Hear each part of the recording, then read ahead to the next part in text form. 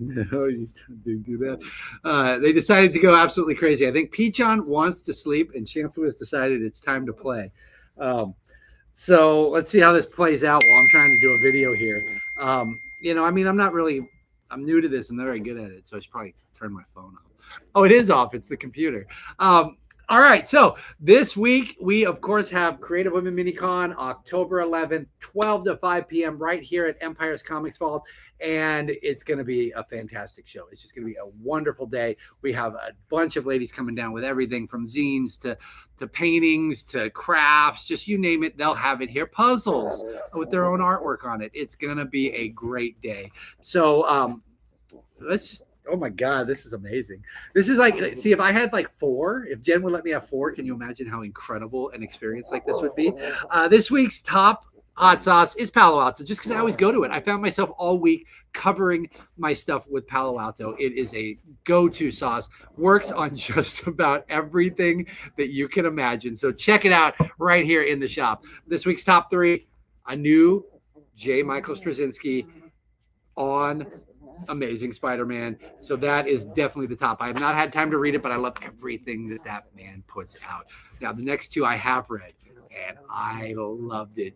Kirkman takes over on Transformers, and Daniel Warren Johnson knocked it out of the park.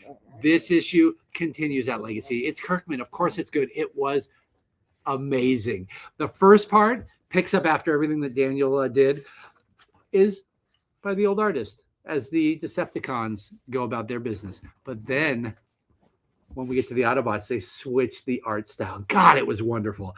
Loved it. And there are these scenes where he shows them transforming. I loved it. And I've loved Transformers since they restarted it. But this issue, it was wonderful. Just wonderful. And DC KO. Justice League and Superman have been dealing with Darkseid's return, the Time Trapper, Booster Gold. Everything came to a head this week with Justice League Omega, and it spins right into this, and it was done really well. And, of course, it was because it's Snyder. I don't want to give anything away. All the heroes are going to be competing. This sums it up nicely as to why, and it also brings in the entire Omega energy and Darkseid and why they would need to fight. It was genius. It was just so well done. Escape number 2 is out by Rick Remender. Ours is a little late, but we've got it this week, so it is on the shelf for you. Blaylock has a new number 1 with Disavowed over at Massive. G.I. Joe, Real American Hero continues, and it's just the time for G.I. Joe and Transformers right now. They've never done this well since I've had the shop. And Uncle Scrooge, but not under the Marvel banner, under Fantagraphics, so that'll be interesting to see where that goes. Red Book, the continuation of Blue Book that ended a while ago. Skin Breakers gets a great cover. It came out last week. 2 weeks ago. But we've got this great wraparound cover, and it's an actual mask of the Skin Breaker. Godzilla, Here There Be Aliens.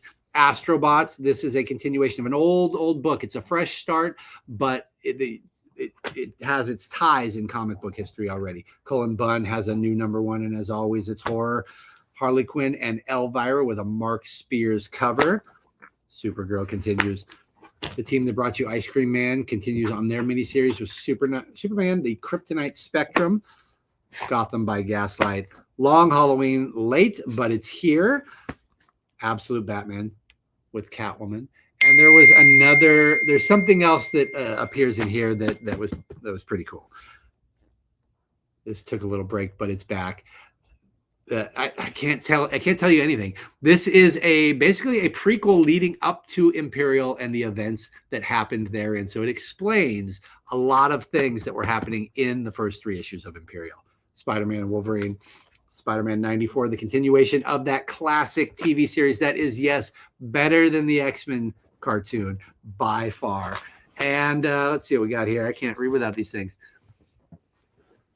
Yeah, definitely. Thank you for making me put on my glasses for that.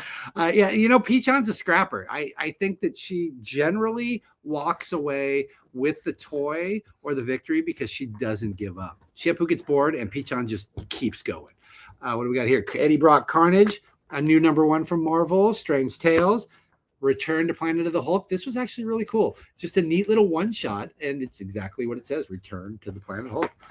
Oh, we got to do this one first. The World to Come. The next issue is out, but set in the same universe. The World to Come, The Punisher by Palmiotti. Who better to take on a role like that? Marvel continues their lines of Black, White, and Blood, a bunch of short stories. So it's an anthology dealing with a bunch of different characters in black and white and red. Oh, I saved this for the last. So X-Men have something going on called Age of Revelation. There is a number 0 on the shelf as we speak, which sets it up, tells you why the future is so screwed up and what has to change. And it all has to do with Ramsey, Cypher, and him doing something along the line that will change the course of the world and mutants. And then we're going to see what it looks like as they attempt to stop it and change it. So this week we have Laura Kinney, Sabretooth. These are all set in the future. The X-Men books are done for the moment. They're only dealing with Age of Revelation. So this is kind of fun because you don't have to have read anything else. You can just jump in and see what's happening in this alternate future. Well, I mean, I assume it's the alternate future. I assume they're going to stop it. I don't know. The Amazing X-Men, long shots, and Mojo, of course. What a great cover that is. What a great design on that character. And the World of Revelations, which is the most relevant this week because it's going to give you a lot of info on what's going on and why things are like that.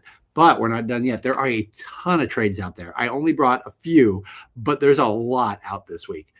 Jason Aaron's Bug Wars. It feels like it just ended, but it's in trade already if you missed it. Phantom Road continues in trade. We waited a long time for this because it was only out in hardcover, but 8 Billion Genies is in soft cover. That is great.